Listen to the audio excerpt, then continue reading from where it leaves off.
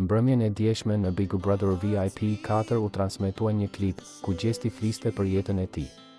Por përpara se të transmetohej klipi, Gjesti rrëfeu se ka shumë mall për familjen e tij dhe fshatin ku ka lindur. Në klipin e tij, Gjesti tregoi edhe për sakrificat e mëdha që ka bërë për karrierën.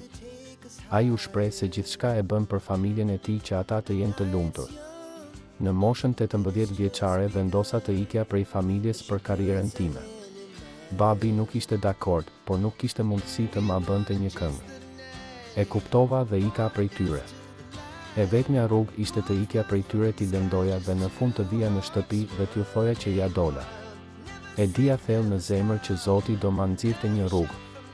E dija që Zoti do më ndihmonte se zemrën e kam të mirë, si a dua të keqen askujt. Shkova në Prishtinë, nuk kisha të haja, të pija, nuk kisha ku të rija. Shkova në për studio të muzikës, ju kam shkruar njerëzve të më ndihmojnë, askush nuk më ndihmoi. Kam fjetur para studiove, askush s'më mori brenda, nuk ma hapi derën. Atëherë e vendosa që duhet të bëhesha i fortë dhe të arrija vetë. Për muzikë kam bërë çdo gjë se e di që ma ka dhënë Zoti dhe duhet të sakrifikoja. Kur u ktheva pata sukses. E kam parë babin te dera më dha dorë. Mami më përqafoi dhe u ndjeva njeriu më i lumtur në botë. Për ta e kam bërë. Jetoj për ata.